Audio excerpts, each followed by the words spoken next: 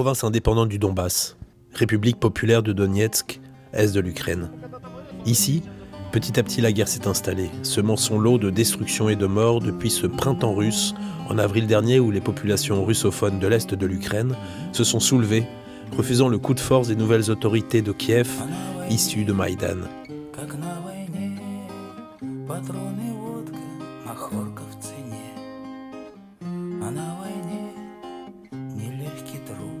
Les chars détruits, les maisons bombardées, les nouvelles tombes fleuries témoignent partout de la violence des combats qui se sont déroulés dans cette enclave martyre entre l'armée ukrainienne et ceux qu'ils qualifiaient de terroristes pro-russes.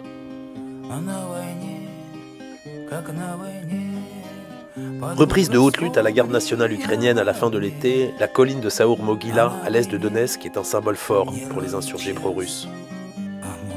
Du monumental mémorial rendant hommage aux combattants russes de la Grande Guerre patriotique de 41-45 contre les nazis, il ne reste plus rien, rasé par l'artillerie ukrainienne.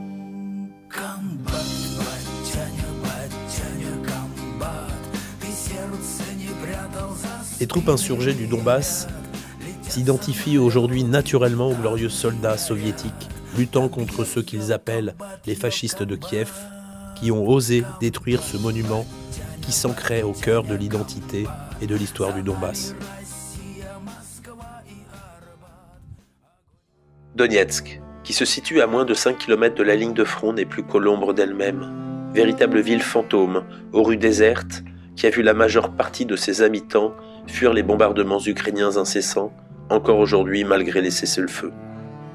Les cibles visées, écoles, hôpitaux, immeubles d'habitation, ne laissent pas de doute sur la volonté des autorités de Kiev de pousser la population du Donbass à s'exiler. Le Haut-Commissariat des Nations Unies pour les réfugiés estime que plus de 800 000 personnes ont dû quitter leur domicile depuis le début du conflit dans l'est de l'Ukraine. Le 25 août à 6h30, voilà,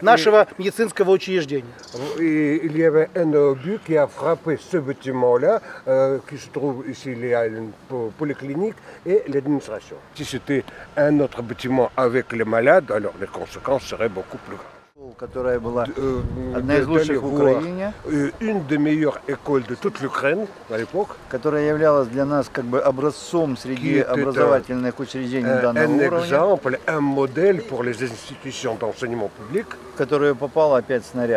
qui a été frappé par un obus.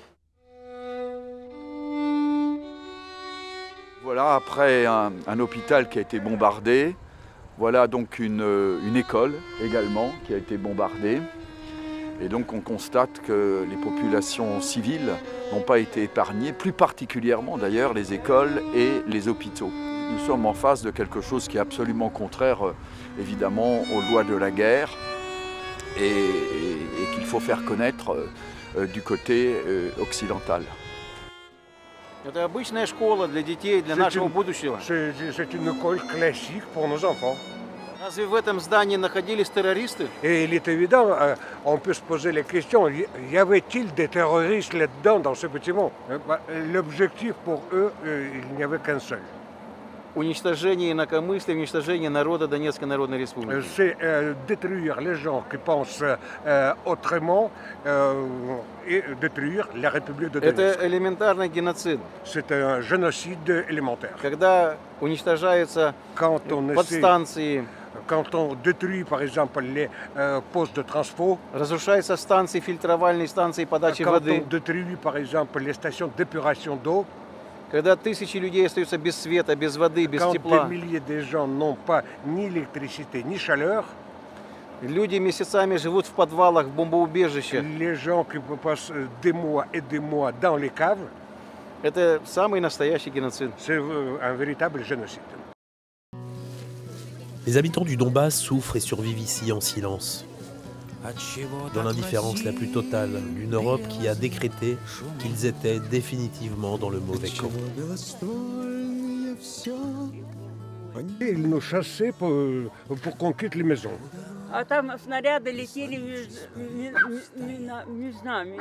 Et tandis qu'au-dessus de nous, il y avait les obus qui volaient. On voyait qu'il y a une maison qui s'enflamme, l'autre et l'autre. Voilà, c'était comme ça. Voilà, c'était comme ça. Et pourquoi on nous a punis, on ne comprend pas. Je ne sais pas. Il faut comprendre. Il ne faut pas s'entretuer, mais se parler et se comprendre réciproquement, en faisant la paix et en déposant les armes. Merci. Les électeurs des républiques autoproclamées de Donetsk et Lugansk étaient appelés à voter ce 2 novembre pour élire leur président et leur parlement. L'Union européenne, les États-Unis et l'OTAN, ainsi que Kiev ont dénoncé d'une même voix ces élections qu'ils qualifient d'illégales. Sans doute à leurs yeux, ces populations russophones qui subissent en silence la guerre et les bombardements ne méritent pas d'exprimer leur voix à travers un scrutin démocratique.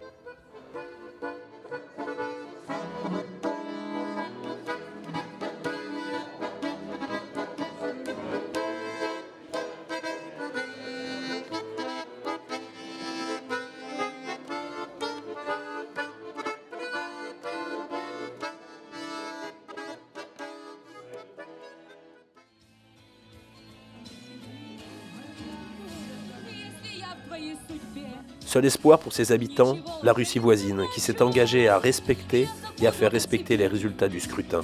Pour les habitants du Donbass, le divorce avec l'Ukraine semble irrémédiablement entériné.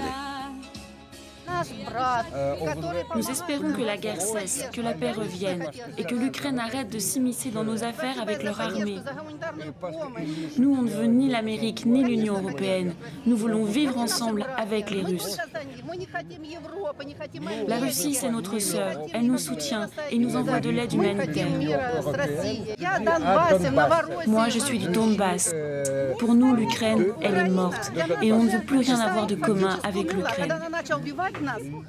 L'Union européenne et l'OSCE ayant refusé d'envoyer des observateurs pour ces élections dans les provinces séparatistes, le député européen Jean-Luc Schaffhauser, président de l'Académie européenne, a décidé, lui, de se rendre à Donetsk en tant qu'observateur pour suivre le scrutin avec d'autres élus européens. Je suis là comme ami de la paix.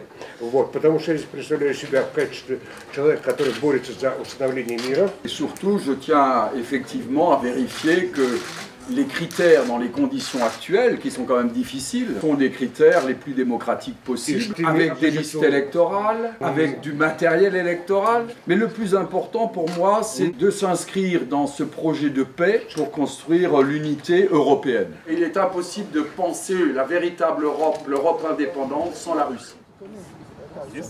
Qu'est-ce que vous pensez de ces élections ? Ici? Oui. Eh bien, c'est naturel. Absolument, c'est ce que je pense aussi. Mais tout un chacun a droit.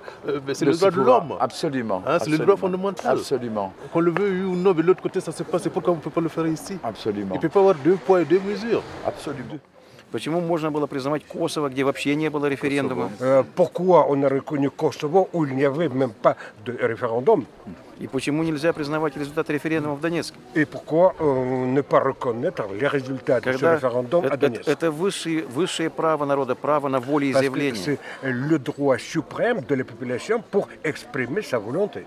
Oui, la population martyre du Donbass a exprimé sa volonté, avec dignité et détermination, malgré les menaces militaires de l'Ukraine et les scandaleuses pressions internationales. Sur place, les observateurs n'ont pu que constater une mobilisation massive et paisible des habitants heureux d'exprimer par bulletin de vote leur espoir dans la paix et l'indépendance. Quand vous demandez au peuple de Donetsk et de Lugansk, eh bien, ils vous diront qu'ils ont voté. Et pour eux, c'était l'expression de tout ce qu'ils ont vécu ces derniers temps. Ces élections sont très importantes dans le processus de paix. Monsieur Schaffhauser. Je reviens du Donbass parce que je pense qu'il faut maintenir le dialogue et que si on refuse toute existence à l'interlocuteur avec lequel on doit se mettre autour de la table, et donc c'est la guerre jusqu'à la fin. Mais tôt ou tard, il faudra quand même retrouver le chemin de la paix. En dehors de la mission, j'ai évidemment questionné les populations ayant pour moi un point absolu qui était le maintien de l'intégrité de l'Ukraine territoriale. Je dis que la non-reconnaissance des élections n'est pas un bon message, parce qu'il faudra bien qu'on trouve des personnes à l'est de l'Ukraine avec lesquelles on discute. Il faut bien leur reconnaître une légitimité. Si d'emblée on dit que ces personnes n'ont aucune légitimité, sont des terroristes, qu'est-ce que vous voulez faire? On ne peut plus être dans un dialogue de paix. Comment trouvez-vous des solutions? Comment allons-nous trouver des solutions pour aller vers la paix? Nation Presse Info est fière d'avoir pu se rendre sur place pour rétablir la vérité et démentir des médias occidentaux qui, sur l'Ukraine, désinforment systématiquement, comme en son temps sur le Kosovo. Par les urnes, le pouvoir autoproclamé de la République de Donetsk est venu chercher sa légitimité et la population l'a plébiscité. Année zéro pour le Donbass donc, mais année d'espérance pour tout un peuple debout qui, à partir d'aujourd'hui, écrit son histoire.